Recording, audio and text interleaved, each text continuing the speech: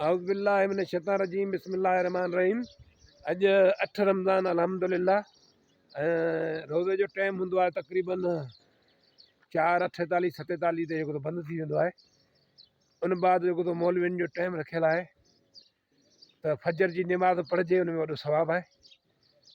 सो दोस्तो, अॼु फजर नमाज़ में साईं दर्स ॾिनो मौलवी साहिबु, तमामु बहितरीनु। मुंहिंजे दोस्तनि सां गॾु शेयर कजे। जीअं त रमज़ान जो भलारो महीनो तेज़ी सां वञी रहियो आहे। हुन मौलवी साहिबु ॿुधायो त जीअं पाण कैटेगरियूं आहिनि ABCDE, ईअं तबिको आहे माण्हुनि जो। ग़रीब, उनखां थोरो ग़रीब, ऐं थोरो उनखां अमीर, वरी उनखां थोरो वधीक अमीर, सफ़ा अमीर, सफ़ा अमीर खां सफ़ा अमीर। सो हुन तबिको ॿुधायो, मूंखे ॾाढी माना हुन ते सुठी ॻाल्हि लॻी। हुन चयो त जीअं पाण कोशिशि कंदा आहियूं, डोड़ंदा आहियूं कि कारोबार में इज़ाफ़ो थिए, वधीक रक़म असांखे बचे, जीअं वधीक रक़म असांखे बचे। सो जी हा, वधीक रक़म बचण सां हर को चाहे थो त वधीक रक़म बचे। सो मौलवी साहिबु चयो त जीअं अॼु 8 रमज़ान रोज़ो आहे ऐं अनक़रीब तेज़ी सां रमज़ान वञे पियो, पर हुन हिकिड़ी सुठी ॻाल्हि ॿुधाई। जी हा, हुन चयो त रमज़ान शरीफ़ हलंदे महीने में अगरि फितरो ज़कात ॾेई छॾिजे त उन सां जेको सो आहे मिसकीन माण्हुनि जी जेको मदद थींदी।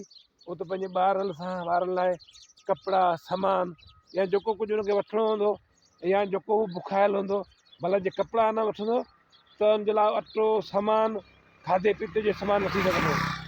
जी हा, सो हुन ॿुधायो त हिन महांगाई जे हिसाब सां अॻु में जेको फितरो जेको 100 रुपए जे क़रीब ग़रीब तबिके जे लाइ। सो हुन ॿुधायो हाणे लास्ट में जेको फितरो आहे 320 रुपया आहे फी माण्हू, माना ग़रीब तबिको।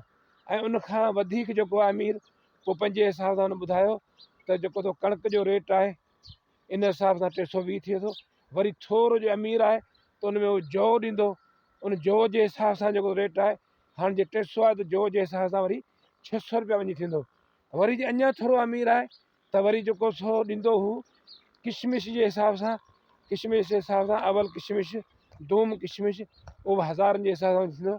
ऐं उहो अमीर तबिको जेको आहे उहो ॾिए थो, ऐं ॾियणु घुरिजे, जंहिंसां माण्हू जो जेको अॻु में माण्हू रमज़ान जे विच में हींअर ई माण्हू जे अदा करे छॾींदो त उन सां कंहिं मिसकीन खे पैसा मिलंदा, उन सां पंहिंजे घर जो अटो राशन महांगाई जे दौर में बची सघंदो। फितरो ॾियणु बिल्कुलु लाज़िम आहे। इन ते तव्हांखे हिकिड़ी ॿुधायां मौलवी साहिब जो हिकिड़ो किसो।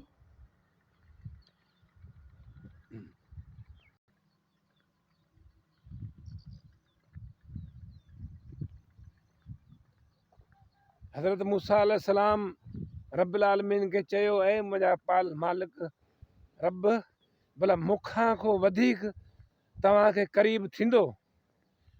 त रब्बुल आलमीन फरमायो त ऐं मूसा, जॾहिं आख़िरी नबी जो जॾहिं उमत ईंदी, जॾहिं हू रोज़ो रखी बुख में उन में उनजा चप ख़ुश्क थी वेंदा, बुख में जॾहिं न वेही इफ़्तार कंदा, जॾहिं इफ़्तार कंदा, वेही इफ़्तार कंदा त आउं करीम रब उनखे तोखे 70 परदनि जो फ़र्क़ु रखां थो।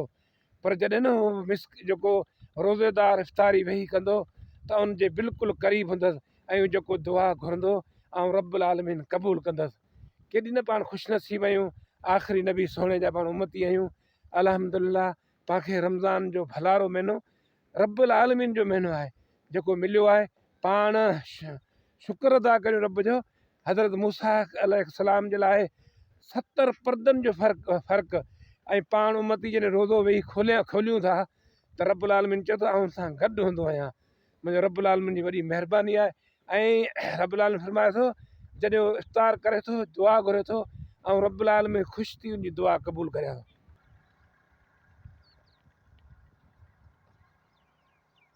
सो मुंहिंजा दोस्तो, ही भलारो महीनो पाण खे मिलियो आहे। अल्हम्दुलिल्लाह पाण ख़ुशनसीब आहियूं। इहो पाण खां तेज़ी सां मोकिलाए पियो ऐं कोशिशि करियूं त इन में जेको थो भरपूर पाण फ़ाइदो वठूं। वॾी महिरबानी, थैंक यू।